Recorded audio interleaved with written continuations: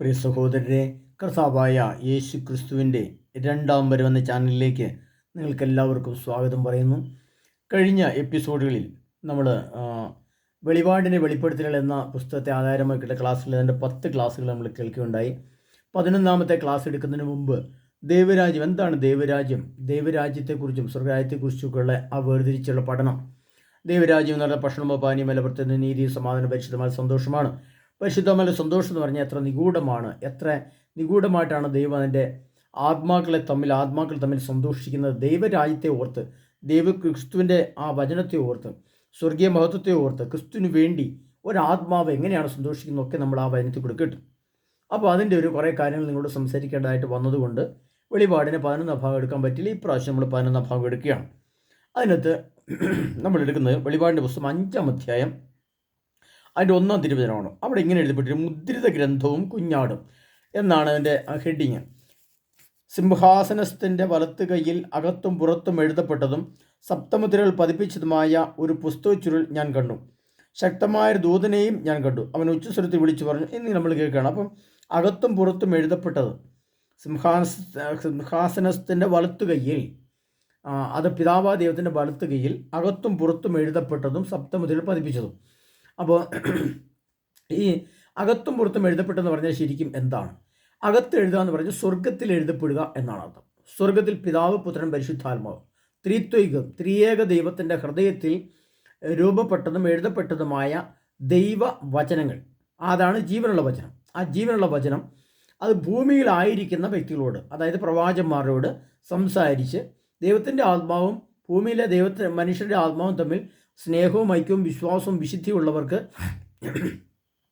കർത്താവ് കൈമാറുന്ന സന്ദേശങ്ങളെയാണ് വചനം അഥവാ ദൈവവചനം എന്ന് പറയുന്നത്. അതിന് പുറത്തെഴുതിയത്, സ്വർഗത്തിന് പുറത്തെഴുതപ്പെട്ടതാണ് ബൈബിൾ എന്ന് പറയുന്നത്. അകത്തെഴുതപ്പെട്ടതാണ് കർത്താവിൻ്റെ ഹൃദയത്തിലെ മുദ്രിതമായ ഗ്രന്ഥം, ജീവൻ്റെ ഗ്രന്ഥം എന്ന് പറയുന്നത്.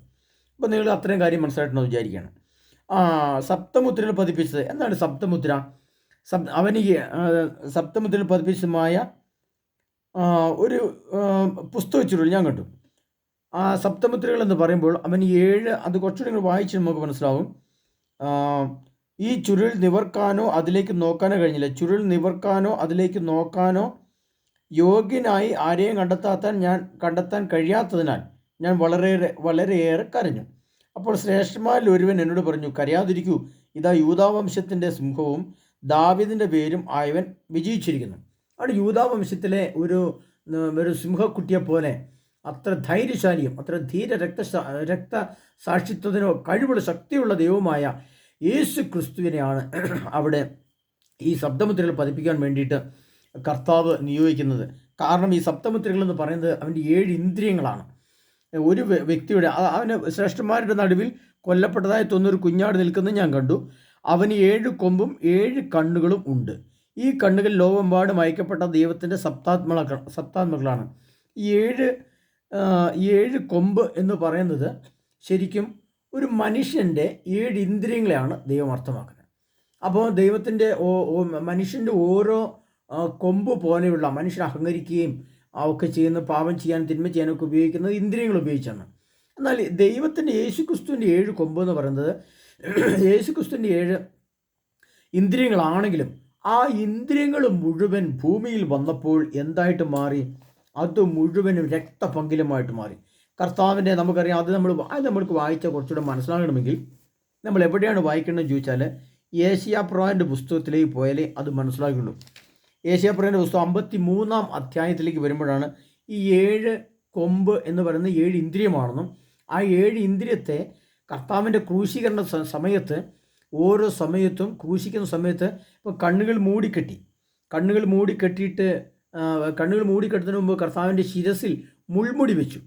ശിരസ് രാജാവിൻ്റെതാണ്. രാജാവിൻ്റെ രാജകീയ സിംഹാസനത്തിൻ്റെ കിരീടം വെക്കേണ്ട സ്ഥാനത്ത് മുൾമുടി വെച്ചു. അവൻ്റെ ശിരസിനെ അപമാനിച്ചു. കണ്ണുകൾ മൂടിക്കെട്ടിയിട്ട് പറഞ്ഞു, നിന്നെ അടിച്ചത് ആരാണെന്ന് പറയുക. കവളത്തടിച്ചിട്ട് പറഞ്ഞു, പ്രവചിക്കുക. അപ്പോൾ നിനക്ക് നിൻ്റെ ഹൃദയം കാണുന്നുണ്ടല്ലോ എന്ന് പറഞ്ഞു. അതിനുശേഷം കർത്താവിൻ്റെ താടിമീശ വലിച്ചു പറിച്ചെടുത്തായിട്ട് അതെല്ലാം ഇതിനകത്ത് പറയുന്നത് ഓരോ ഇന്ദ്രിയങ്ങളും പീഡിപ്പിച്ചായിട്ട്. അപ്പോൾ നിന്ദിക്കപ്പെട്ടു, നിന്ദനമേറ്റത് മനസ്സിന്, നീ ദൈവത്തിനാണെങ്കിൽ താഴേക്ക് ചാടി വരിക എന്ന് പറഞ്ഞു. അവൻ നമ്മളോ അവനെ ബഹുമാനിച്ചതുമില്ല. നമ്മുടെ അതിക്രമങ്ങൾക്ക് വേണ്ടി അവൻ ക്ഷതമേൽപ്പിക്കപ്പെട്ടു. ഏശയ്യ 53:5. അവൻ്റെ ക്ഷതങ്ങളാൽ നാം സൗഖ്യം പ്രാപിച്ചു. നമ്മുടെ അകൃത്യങ്ങൾ കർത്താവ് അവൻ്റെ മേൽ ചുമത്തി. നമ്മുടെ മനുഷ്യൻ ചെയ്ത എല്ലാ തിന്മയും, 7 ഇന്ദ്രിയങ്ങൾ കൊണ്ട് ചെയ്ത എല്ലാ തിന്മയും മനുഷ്യൻ്റെ കണ്ണ് കുത്തിപ്പൊട്ടിക്കണം, മനുഷ്യൻ്റെ നാവ് പിഴുതെടുക്കണം, മനുഷ്യൻ്റെ ശിരസ് മുൾമുടി കൊണ്ട് നിറയ്ക്കണം എന്നിങ്ങനെ ചിന്തിച്ച് കർത്താവ് ഇത് മുഴുവനും മനുഷ്യൻ ഈ ഇന്ദ്രിയങ്ങൾ മുഴുവൻ ഉപയോഗിച്ച് ചെയ്ത തിന്മകൾ മുഴുവനും കർത്താവ് യേശു ക്രിസ്തുവിൻ്റെ 7 കൊമ്പ് ആയ 7 ഇന്ദ്രിയങ്ങളെ മുഴുവനും ഈ ക്ഷതമേൽപ്പിക്കുകയും തകർക്കുകയും അടിച്ചിടും. അവസാന ശരീരം, ത്വക്കെന്ന ഇന്ദ്രിയം, ത്വക്കിൽ കർത്താവിൻ്റെ മുൾ കൊളുത്തിട്ട് അടിച്ചിട്ട് വലിച്ച് മുതുകിൽ ഉഴുതു എന്ന് സങ്കീർത്തനം എഴുതി വെച്ചിരിക്കുന്ന വചനമൊക്കെ നമുക്കറിയാം. ഇതിന് ഏശയ്യ 53 നിങ്ങളെടുത്ത് വായിച്ച് നിങ്ങൾക്ക് കറക്റ്റായിട്ട് മനസ്സിലാകാൻ പ്രിയപ്പെട്ടവരെ. 53-നകത്ത് 7 ഇന്ദ്രിയ സപ്തമുദ്രകൾ എന്ന് പറയുന്നത് അതാണ്. ഒരു മനുഷ്യൻ്റെ സപ്തമുദ്രകളാൽ പതിപ്പിച്ച മനുഷ്യ ശരീരമാണ്. ആത്മാവിന് ക്ഷതമേൽക്കാതെ 7 ഇന്ദ്രിയങ്ങൾ കൊണ്ട് ആത്മാവിന് പുറലോകത്തെ കാണാൻ പറ്റുന്ന സപ്തമുദ്രകൾ പതിപ്പിച്ചതുമായ ആ ജീവൻ്റെ ഗ്രന്ഥം എന്ന് പറയുന്നത് ഇതാണ്. അപ്പോൾ ജീവൻ്റെ ഗ്രന്ഥം എന്ന് പറഞ്ഞാൽ യേശു ക്രിസ്തുവാണ്. യേശു ക്രിസ്തുവിൻ്റെ എല്ലാ ഇന്ദ്രിയങ്ങളും ക്ഷതമേൽക്കുകയല്ല, അടിച്ചു പറിക്കുകയും കവിളടിച്ചു പറിച്ചു, പിന്നെ കണ്ണുകൾ കുത്തിപ്പൊട്ടിച്ചു, ചങ്കുവിന് കുത്തി മുറിവേൽപ്പിച്ചു, ത്വക്ക് വലിച്ചു പറിച്ചു, ശിരസിൽ മുൾമുടി വെച്ചു. അങ്ങനെ സപ്തമുദ്രകൾ പതിപ്പിച്ചതുമായ 7 കൊമ്പും 7 കണ്ണുമുണ്ട്. 7 കണ്ണെന്ന് പറയുന്നത് സ്വർഗത്തിലെ 7 ആത്മാക്കളാണ്, സപ്താത്മാക്കൾ. ഈ സപ്താത്മാക്കൾ കൊണ്ടും ഈ 7 ഇന്ദ്രിയങ്ങൾ കൊണ്ടും മുദ്രിതമായ സ്വർഗത്തിലെ ജീവൻ്റെ വ്യക്തിത്വമുള്ള വ്യക്തിയായ യേശു ക്രിസ്തുവിനെ ക്രൂശിച്ച കാര്യങ്ങളാണ് നമ്മൾ പറയുന്നത്. അപ്പോൾ ഇത് ഭൂമിയിലേക്ക് ചെന്നാൽ എന്നെ ക്രൂശിക്കുമെന്നും ഈ ഇന്ദ്രിയങ്ങൾ എല്ലാം അവരെ നശിപ്പിക്കുമെന്നും മനസ്സിലാക്കിയിട്ടും കർത്താവ് പറഞ്ഞു, ഞാൻ പോയി ലോകത്തെ രക്ഷിക്കും, ഞാൻ പോയി ജനത്തെ രക്ഷിക്കും, അതിന് തയ്യാറുള്ളവനാണെന്ന് പറഞ്ഞുകൊണ്ട് യൂദാവംശജനായ യേശു ക്രിസ്തു ഭൂമിയിലേക്ക് വരികയാണ്.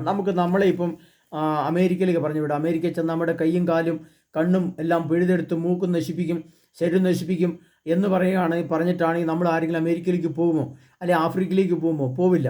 പക്ഷേ യേശു ക്രിസ്തു പറഞ്ഞു, ഞാൻ അവിടെ ചെല്ലും, ഞാൻ അവരുടെ സുവിശേഷം അറിയിക്കും, അപ്പോൾ അവരെന്നെ ക്രൂശിക്കും, പീഡിപ്പിക്കും, എന്നെ ചെയ്താലും എനിക്ക് കുഴപ്പമില്ല, എൻ്റെ ജനത്തെ രക്ഷിക്കണം, എൻ്റെ പിതാവിൻ്റെ അഭീഷ്ടം ഇതാണെന്ന് പറഞ്ഞുകൊണ്ട് ക്രിസ്തു അത് ഏറ്റെടുക്കുകയായിരുന്നു. അതുകൊണ്ടാണ് വെളിപ്പാട് 5:7 വരുമ്പം നിങ്ങളൊന്ന് ആലോചിച്ച് നോക്കി. അവൻ ചെന്ന് സിംഹാസനത്തിൻ്റെ കയ്യിൽ നിന്നും ചുരുൾ വാങ്ങി, അവനത് സ്വീകരിച്ചപ്പോൾ 4 ജീവികളും 24 ശ്രേഷ്ഠന്മാരും കുഞ്ഞാടിൻ്റെ മുമ്പിൽ സാഷ്ടാംഗം പ്രണമിച്ചു. ഓരോരുത്തരും വീണയും വിശുദ്ധരുടെ പ്രാർത്ഥനകളാകുന്ന പരിമളതിരിയും നിറഞ്ഞ സ്വർണ്ണക്കലശവും കൈകളിലേന്തിയിരുന്നു. അവനൊരു നവ്യഗാനം ആലപിച്ചു. പുസ്തകച്ചുരുൾ സ്വീകരിക്കാനും അതിൻ്റെ മുദ്രകൾ തുറക്കാനും നീ യോഗ്യനാണ്, കാരണം നീ വധിക്കപ്പെടുകയും നിന്റെ രക്തം കൊണ്ട് എല്ലാ ഗോത്രങ്ങളും ഭാഷകളിലും ജനതകളിലും രാജ്യങ്ങളിലും നിന്നുള്ളവരെ ദൈവത്തിന് വേണ്ടി വിലയ്ക്ക് വാങ്ങുകയും ചെയ്തു. നീ അവരെ നമ്മുടെ ദൈവത്തിനൊരു രാജ്യവും പുരോഗതിനും ആക്കി മാറ്റി. അവൻ ഭൂമിയുടെ മേൽ ഭരണം നടത്തുകയും ചെയ്യും. അപ്പോൾ അവിടുത്തെ കാര്യങ്ങൾ പറഞ്ഞിട്ട് എന്തിനാണ് വേണ്ടിയിട്ട് ഭൂമിയുടെ രാജ്യം, ഭൂമിയിലെ ജനങ്ങളെ രക്ഷിച്ച് വിശുദ്ധീകരിച്ച് തൻ്റെ രാജ്യത്തോട് ചേർക്കുവാൻ ശക്തിയും ധീരതയുമുള്ള ഒരേ ഒരു ക്രിസ്തു ദൈവപുത്രനായ യേശു ക്രിസ്തു മാത്രമുള്ളതാണ് ഈ വെളിപാട് ഗ്രന്ഥത്തിൽ എഴുതപ്പെട്ടിരിക്കുന്ന മുദ്രിത ഗ്രന്ഥവും കുഞ്ഞാടും എന്ന 5-ാം തിരുവചനത്തിൻ്റെ ബാക്കി. അവിടെ തന്നെ വളരെ മറ്റൊരു വലിയ സത്യവും കൂടെ എഴുതി വെക്കുന്നത്, ചേർത്ത് എഴുതി വെക്കുന്നത്. പിന്നെ ഞാൻ സിംഹാസനത്തിൻ്റെയും ജീവികളുടെയും ശ്രേഷ്ഠന്മാരുടെയും ചുറ്റും അനേക ദൂതന്മാരെ കണ്ടു. അവർ ഉച്ചത്തിൽ ഉദ്ഘോഷിച്ചു, കൊല്ലപ്പെട്ട കുഞ്ഞാട് ശക്തിയും ധനവും. അതുകൊണ്ട് നമ്മൾ ശ്രദ്ധിച്ച് നോക്കിയാൽ ഇതിനോട് ചേർന്ന് വരുന്ന പാണ്ട്, അതുകൊണ്ട് ഞാൻ പറയുകയാണ്, ശക്തിയും ധനവും ജ്ഞാനവും ആധിപത്യവും ബഹുമാനവും മഹത്വവും സ്തുതിയും സ്വീകരിക്കാൻ യോഗ്യനാണ്. അപ്പോൾ എന്താണ് ഈ ശക്തി എന്നുകൊണ്ട് വെളിപാട് 5:12 വരുന്ന ആ വചനത്തെ ശക്തി നമ്മൾ മനസ്സിലാക്കണം. നമ്മൾ വായിക്കുമ്പോൾ മനസ്സിലാക്കുന്നത് വെളിപാട് 5:12 ശക്തി എന്നാണ്. അതായത് കൊല്ലപ്പെട്ട കുഞ്ഞാടിൻ്റെ ശക്തിക്ക് കർത്താവ് പറയുന്ന ദൈവം സ്വർഗത്തിൽ അർത്ഥമാകുന്നത് പരിശുദ്ധി എന്നാണ്. പരിശുദ്ധിയുടെ അളവ് കൂടുമ്പോഴാണ് നമുക്ക് ശക്തി ലഭിക്കുന്നത്. രണ്ടാമത് ധനം. ഭൂമിയിൽ ധനം സമ്പാദിക്കുക എന്ന് പറഞ്ഞാൽ കർത്താവ് പറയുകയാണ്, ഭൂമിയിലെ ധനം എന്ന് പറയുന്നത് സ്വർഗമാണ്. മരണശേഷം നമുക്ക് ലഭിക്കുന്ന ഭൂമിയിൽ ഇത് താൽക്കാലികമായിട്ട് അല്പം ഒരു കുഞ്ഞു വീടോ ഒരു സമ്പത്തോ ജോലിയോ ഒന്നും ഒക്കെയാണ് നമ്മൾ ഒരു ധനമായിട്ട് കാണുന്നത്, ഒരു സമ്പത്തായിട്ട് കാണുന്നത്. എന്നാൽ കർത്താവ് പറയുന്നത് അതല്ല, ധനം എന്ന് പറയുന്നത് സ്വർഗത്തെക്കുറിച്ചുള്ള ചിന്തയാണ്, സ്വർഗീയ വഴികളാണ്, സ്വർഗത്തിൽ എത്തിച്ചേരുക എന്നുള്ളതാണ്. സ്വർഗമാണ് യഥാർത്ഥ ധനം. കാരണം അവിടെയാണ് നമ്മുടെ പൗരത്വം, നിത്യമായ പൗരത്വം. അങ്ങോട്ടാണ് നമ്മൾ പോകേണ്ടതെന്നാണ് പറയുന്നത്. രണ്ടാമത് പറയുകയാണ് ശക്തിയും ധനവും ജ്ഞാനം. എന്താണ് ജ്ഞാനം? വചനരഹസ്യം, ദൈവവചനത്തിൻ്റെ രഹസ്യങ്ങളെ മനസ്സിലാക്കാൻ കഴിയുന്നതാണ് ജ്ഞാനം എന്ന് പറയുന്നത്. അതായത് നമുക്ക് അറിവുണ്ട്, ജ്ഞാനമുണ്ട്, അതീന്ദ്രിയ ജ്ഞാനമുണ്ട്. അതീന്ദ്രിയ ജ്ഞാനത്തിലേക്ക് സ്വപ്നക്കൂടെ ദർശനത്തിൽ കൂടെയൊക്കെ യേശു പിതാവും ദാനിയേൽ പ്രവാചകനൊക്കെ സ്വപ്നം കണ്ടെന്ന് പറയുന്നുണ്ട്. അപ്പോൾ പരിശുദ്ധി നിറഞ്ഞ് ധനം സ്വർഗത്തെ ലക്ഷ്യമാക്കി ജ്ഞാനത്തോട് പോകുന്നവർക്ക് ദൈവത്തിൻ്റെ വചന രഹസ്യം ലഭിക്കും. അതാണ് ശക്തി, ധനം, ജ്ഞാനം. മറ്റൊന്നാണ് ആധിപത്യം. ആധിപത്യം എന്ന് പറയുന്നത് നമ്മളിപ്പോൾ നമുക്കറിയാം, നമ്മൾ കമ്മ്യൂണിസം ഒരു ആധിപത്യമാണ്, ജനാധിപത്യം ഒരു ആധിപത്യമാണ്. ഭൂമിയിലെ ഭരണ സംവിധാനം എല്ലാം മനുഷ്യരുടെ മേൽ ആധിപത്യം നടത്തുന്നതാണ്. എന്നാൽ യഥാർത്ഥ ആധിപത്യം ഭൂമിയുടെ മനുഷ്യരുടെ മേൽ നടത്താൻ ആധിപത്യത്തിന് അധികാരമുള്ളത്, അവകാശമുള്ളതാണ് യേശു ക്രിസ്തു. യേശു ക്രിസ്തുവാണ് രാജാവ്. ജീവൻ നൽകുന്നത് യേശുവാണ്, ജീവൻ രക്ഷിക്കുന്ന യേശുവാണ്. ജീവൻ രക്ഷിച്ച് മറ്റൊരു ജീവൻ മരിച്ചാലും ഉയർത്തെഴുന്നേൽപ്പിച്ച് സ്വർഗം കൊടുക്കുന്നതും യേശുവാണ്. അപ്പോൾ എന്താണ് ആധിപത്യം? ആർക്കാണ്? യേശു ക്രിസ്തുവിനുണ്ട്. എന്നാൽ നമ്മുടെ മേൽ ആധിപത്യം ഉള്ളതാരാണ്? രാഷ്ട്രീയ ആധിപത്യമാണ്. അത് തെറ്റാണെന്ന്. രാജാവായി യേശുവിൻ്റെ ആധിപത്യമാണ് സ്വീകരിക്കേണ്ടതെന്ന് കർത്താവ് പറയാണ്. മറ്റൊന്ന് ബഹുമാനമാണ്. ബഹുമാനം എന്ന് പറയുമ്പോൾ നമുക്കറിയാം 7 കാര്യങ്ങളെക്കുറിച്ചാണ് പറഞ്ഞിരിക്കുന്നത്. ശക്തി, ധനം, ജ്ഞാനം, ആധിപത്യം. അടുത്ത ബഹുമാനം. യേശു ക്രിസ്തുവിൻ്റെ ശരീരത്തെ മാത്രമേ ബഹുമാനിക്കാൻ നമുക്ക് അവകാശമുള്ളൂ. അതായത് ബഹുമാനം എന്ന് പറയുമ്പോൾ നമ്മളൊരാളെ കാണുമ്പോൾ ഒന്ന് നമസ്കരിക്കുന്നു, അതല്ല. ശരീരരൂപത്തിൽ, അതായത് വിഗ്രഹമായ ലോകത്തിലെ സമ്പത്ത്, ധനം, സൗന്ദര്യം, വിദ്യാഭ്യാസം, സ്ഥാനമാനങ്ങൾ എല്ലാം വിഗ്രഹാരാധനയാണ്. ആ വിഗ്രഹാരാധനയിൽ നമ്മളിപ്പോൾ നടീനടന്മാരെ ബഹുമാനിക്കുന്നു, ഗായകരെ ബഹുമാനിക്കുന്നു, രാഷ്ട്രീയ നേതാക്കളെ ബഹുമാനിക്കുന്നു. അപ്പം അങ്ങനെയൊക്കെ ചെയ്യുമ്പോഴും യേശുവിൻ്റെ ശരീരത്തെ മാത്രമേ നമുക്ക് ശരിയായ ബഹുമാനം കൊടുക്കാൻ യോഗ്യതയുള്ള ശരീരമായിട്ടുള്ളൂ. അതുകൊണ്ടാണ് ബഹുമാനം എന്ന് പറയുന്നത്. യേശുവിൻ്റെ ശരീരം, യേശു എന്ന വ്യക്തിത്വം. രണ്ടാമത് മഹത്വം. മഹത്വം എന്ന് പറയുന്നത് നിത്യത.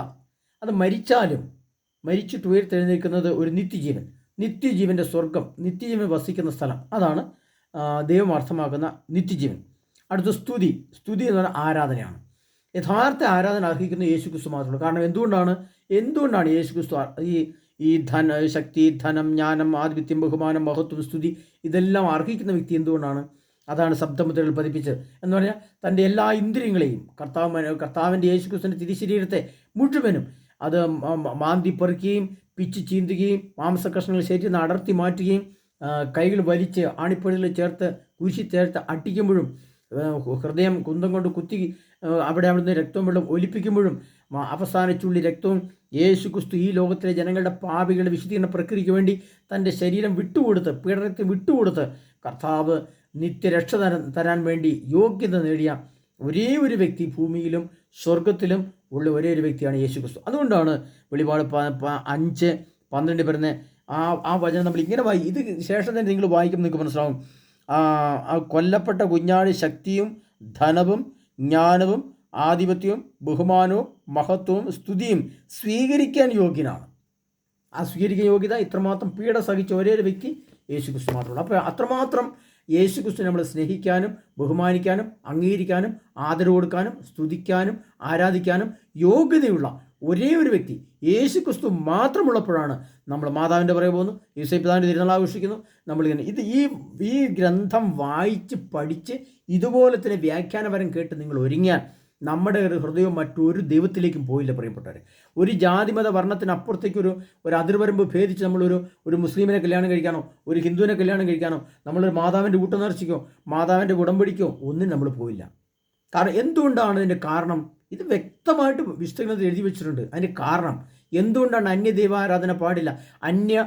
അല്ലെങ്കിൽ അന്യദൈവ ആരാധന മാത്രമല്ല, നമ്മുടെ സഭയ്ക്കുള്ളിൽ തന്നെയാണെങ്കിലും സഭയ്ക്കുള്ളിലുള്ള ഇത്തരം ദൈവങ്ങളെ, അതായത് യേശു പിതാവ്, വിശുദ്ധന്മാർ, അവരുടെ തിരുനാളുകൾ ഒന്നും ആഘോഷിക്കാൻ പാടില്ല. എല്ലാ സ്തുതിയും ആരാധനയും ബഹുമാനവും സ്തുതിയും കൃതജ്ഞതയും കൊടുക്കുക. അതാണ് ശക്തിയും ധനവും ജ്ഞാനവും ആധിപത്യവും ബഹുമാനവും മഹത്വവും സ്തുതിയും. അതിൻ്റെ അർത്ഥമാണ് പറഞ്ഞത് പരിശുദ്ധി, സ്വർഗത്തെക്കുറിച്ചുള്ള ചിന്ത, വചനരഹസ്യം, രാജാവായ യേശു ക്രിസ്തുവിൻ്റെ ശരീരം, നിത്യത, നിത്യജീവൻ, ആരാധന. അതിൻ്റെ അർത്ഥം ഇങ്ങനെ വെച്ച് പഠിക്കുമ്പോഴാണ് നമുക്ക് പിന്നെ നമ്മൾ മറ്റൊന്നിലേക്കും പോയില്ല.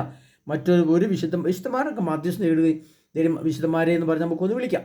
അത് തെറ്റുന്ന അത് മാത്രം ഒരു അംഗീകരിക്കാവുന്ന കാര്യമാണ്. ബാക്കി എല്ലാ സ്തുതിയും കൃതജ്ഞതയും ആരാധനയും പാട്ടും പിന്നെ അർഹത കൊടുക്കുന്ന ആർക്കാണ്? യേശു ക്രിസ്തു എന്ന ഏക സത്യ ശരീരമുള്ള, സത്യ സ്വഭാവമുള്ള, സത്യാത്മാവുള്ള ഒരേ ഒരു വ്യക്തി യേശു ക്രിസ്തുവാണെന്ന് മാത്രമാണ് ഇതിനകത്തോട് പറയാം. അതിനാൽ പ്രിയ സഹോദരങ്ങളെ, നമുക്ക് വെളിപാടിൻ്റെ 11-ാം അധ്യായം, നമ്മൾ വെളിപാടിൻ്റെ വെളിപ്പെടുത്തൽ 11-ാം അധ്യായത്തിലേക്ക് വരുമ്പോൾ നമ്മൾ ആ നിഗൂഢ രഹസ്യങ്ങളുടെ ഈ നിഗൂഢ രഹസ്യങ്ങളെ മനസ്സിലാക്കിക്കൊണ്ട് വെച്ച് വേണം നമ്മൾ വചനം ഗ്രഹിക്കാൻ. ഇങ്ങനെ ഗ്രഹിക്കുമ്പോഴാണ് നമ്മൾക്ക് ശരിയായ യേശു ക്രിസ്തുവിലേക്ക് മാത്രമാണ് എല്ലാ ആരാധനയും കൊടുക്കേണ്ടത് ബോധ്യമാകുക. അതിനാൽ ഈ വചനം കേട്ട് നിങ്ങളെല്ലാവരും പരിശുദ്ധാത്മാവ് നിറഞ്ഞ യേശുവിൻ്റെ വെളിപാടിൻ്റെ വെളിപ്പെടുത്തൽ 11-ാം അധ്യായത്തിലേക്ക് വന്നുകൊണ്ട് ചിന്തിച്ച് പ്രാർത്ഥിച്ചുകൊണ്ട് നമുക്ക് എല്ലാവർക്കും കർത്താവ് യേശുവിൻ്റെ നാമത്തിൽ എല്ലാവരെയും സമൃദ്ധമായി അനുഗ്രഹിക്കട്ടെ. ആമേൻ.